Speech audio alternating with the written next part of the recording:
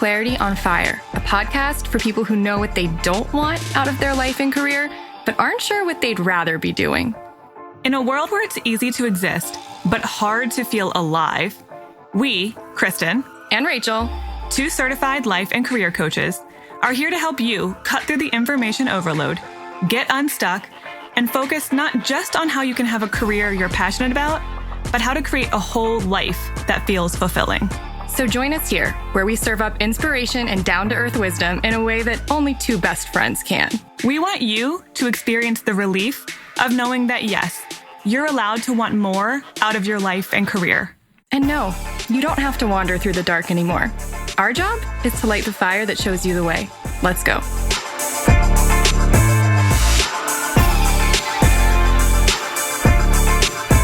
I want to start out by saying, for any of you guys who pre-COVID-19 crisis were wanting a new job, maybe looking into getting a new job, maybe in the process of applying, and now you're like, well, I guess that's out the window. Guess I don't need to focus on that because nobody's hiring now. I just want to let you know that in the last about 2.5 weeks, I have had 3 clients get or start new jobs. Yeah. I have a client starting a job in a week or 2, and they called her to be like, yeah, we still want you to come. Still happening. Yeah. So I only say that to give counterproof. Look, I know there are a lot of places that have hiring freezes right now. People are getting furloughed. Unemployment is at an all-time high. Like, this is no joke. I'm not ignoring that fact. I just want to show that that's not the only reality. And it's an example of how we shouldn't make any assumptions in this time because none of us know what's really happening. And there's so many things being affected in ways we can't plan for or imagine. So don't assume that you can't make a change now. In fact, there are some places who might need you more than ever because of this. Yeah. Yeah. Just don't make blanket assumptions. We don't know. Listen, a month and a half ago or just a month ago, you didn't know that this is what life would be like now. So you can't really be sure that you know what's going to happen a month from now or 6 months from now or whenever. And that can be bad, but it can also be good. There can be things that are still happening despite what it looks like, is happening in the world. So just don't make any all or nothing proclamations. And look for evidence of what you want to see. If you want to find examples of people getting work or hiring in this economy in this weird time, you can find it. If you want to find the time for people to actually use the phrase in this economy, most of the time that's just a stupid phrase that doesn't mean anything. And now I'm like, that actually is relevant. This is a very particular weird economy. So we can reference it that way. But just find examples of people who are being really kind right now instead of focusing on the panic or the fear. So just don't make assumptions and look for evidence of what you want now more than ever. Yeah, what you pay attention to will always matter. So that's my PSA for the beginning of this podcast episode. Okay, so as you may have noticed, if you clicked on and started listening to this, we decided, because the last time 2 weeks ago, we did a card reading. We pulled out one of my decks and read a few cards. It was a big hit. People said, please do this again. I'm like, all right, I'll do it again. I'll keep doing it as long as we need it. So I pulled out the same deck. I have another one. I have I have a special, really pretty Star Wars tarot deck, but I figured this one was still the one to use. A Star Wars tarot deck is the epitome of your personality. Yeah, it's a very niche item. If someone asked me what item would represent Rachel, I think I might choose that. That's pretty good. Throw in an avocado and you probably got it. Okay, so I kind of pre-shuffled, but just for sound effect. I'm going to shuffle a little bit more. Toot, toot, toot. And then I'm going to do what we did last time, okay? So I want you to be thinking of an issue, a question, something you would like guidance on. And you can pause if you need as much time to think as possible. That's fine. Just hit pause, and then you can come back and play. And then once we're ready, I'm going to pull a card from 3 piles. We got a left pile, a middle pile, and a right pile. And your first gut instinct for what pile you like is the one. Don't overthink it. And that will be the one that has your message, okay? So let's start with, I like going left to right. That's how we read. I don't want to mix it up. That's the proper way to do this. Yeah, all right. So let's do our first message. Our first message is awakening. This is actually the card on the cover of this box. It's beautiful. It's very beautiful. Again, this is my vintage wisdom deck. So she's got like very kind of like early 1900s hair, and there are peonies all around her. Awakening. Okay. Kristen's going to find it in our little book and read it to us. I got so focused on her beautiful image. She wasn't actually doing her job. She had one job. Okay, read the book. Okay, awakening. A woman emerges from a bed of roses, symbolizing pleasure and pain.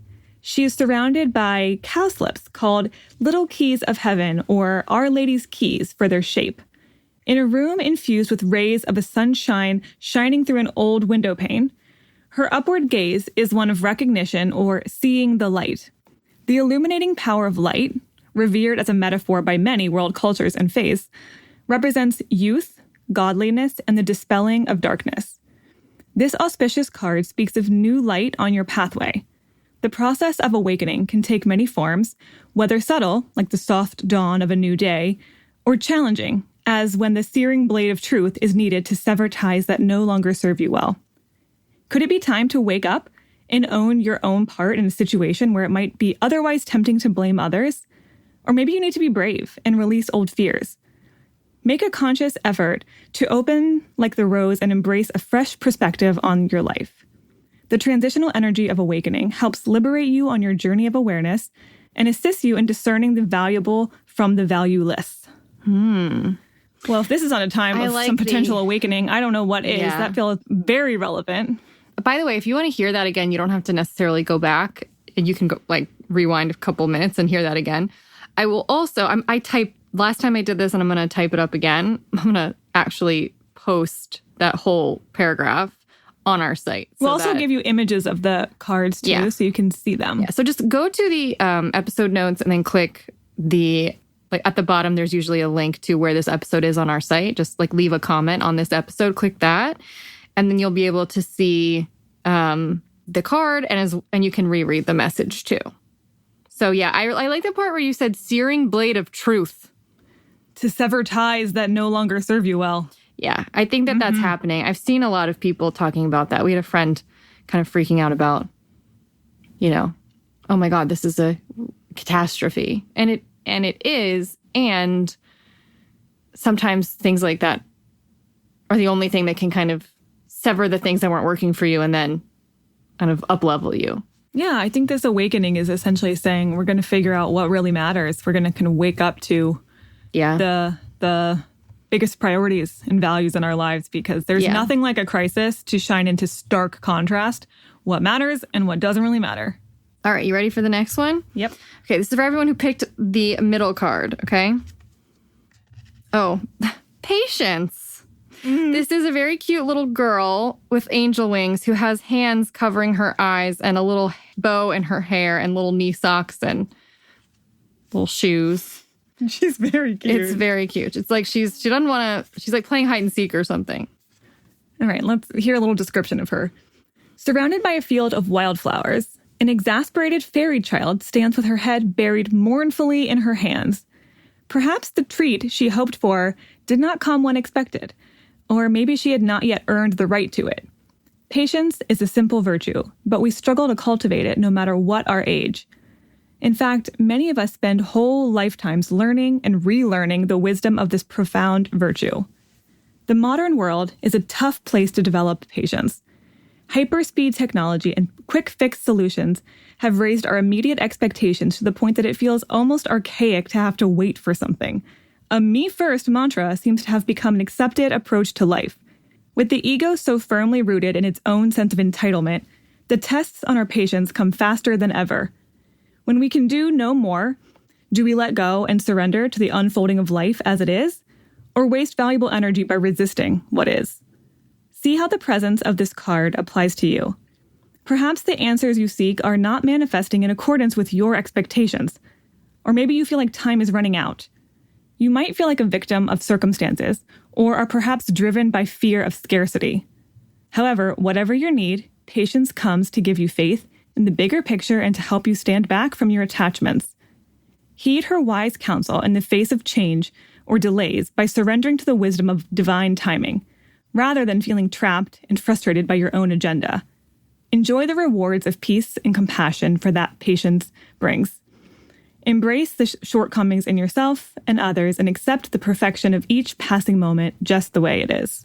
I did not pick that. Thank God. It's always been my message, and I'm glad that wasn't my card today. Man, I mean, how is that not relevant to anyone right now is what I'm feeling. We don't have to relate everything back to what's going on right now, but it's hard not to. It's hard not to. I mean, we're just in it every day, and we don't know how long it's going to last.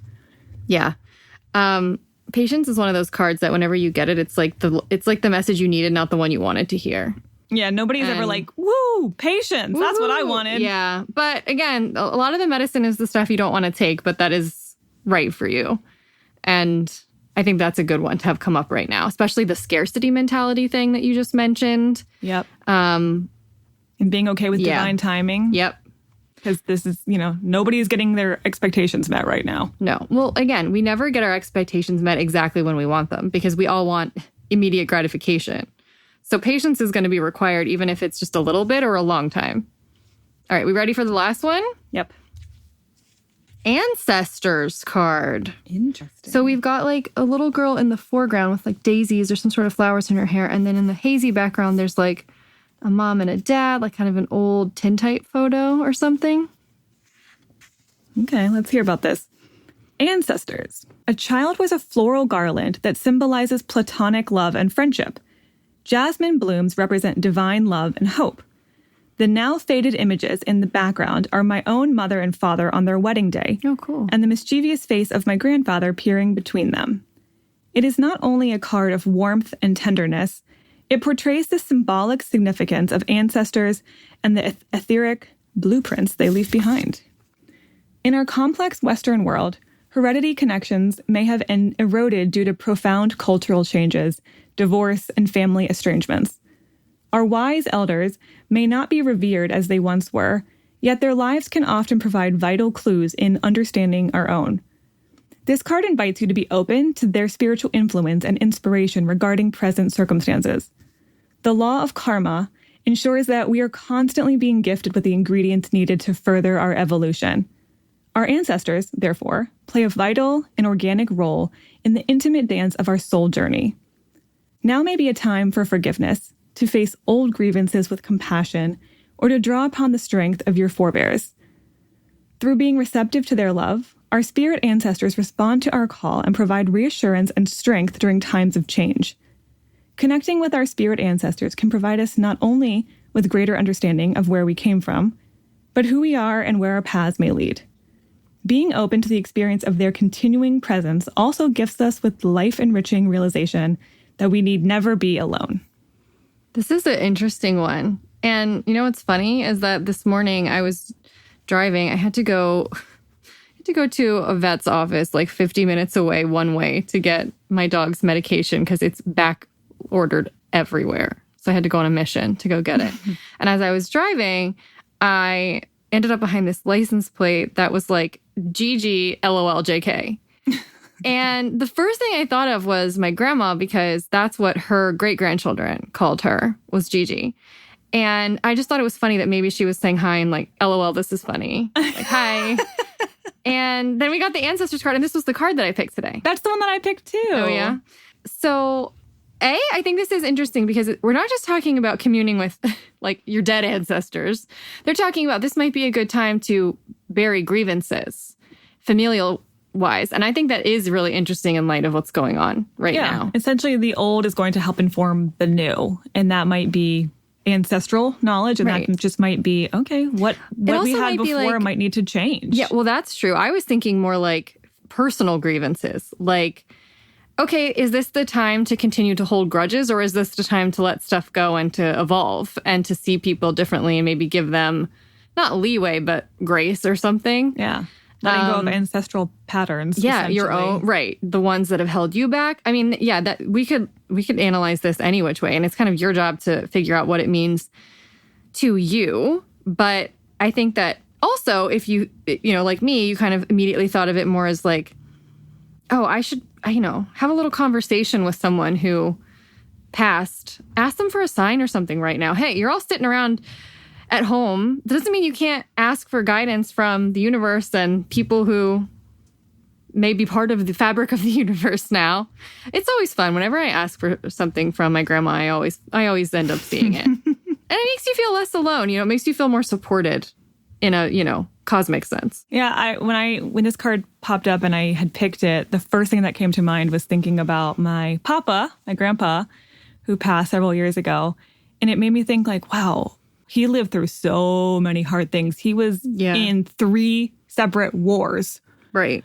So, it kind of gave me perspective like, okay, if he can handle that, I can handle this. I can handle this. That's true. That's also a good interpretation of that card. So a lot of ways we could spin any of these. Okay. So I will take a picture of these before I put them back in my deck, and we will post them as well as the paragraphs describing each card on the site so that you guys can go read more if you want to. This is fun. I like doing this. I like doing this too. And I hope you guys will come share with us which card you picked. And what your takeaway was. Yeah, how it related to the question you posed. Yeah. So we will be back on Friday with a new interview with a normal person. We are interviewing my former client / friend, Rachel, who one time guest posted on a Dear Rachel. Do you remember that? She did. She answered a question about side hustler marriages. Yeah, we needed her expert insight on that. Yeah. So speaking of side hustlers, we had a conversation, not totally about that, but very much about the difficulty in being an indecisive person, quote unquote, and all of the shame and the baggage and the stuff that comes with not being someone who feels like she can just choose one path and go with it. And obviously reframing that to make that not a bad thing.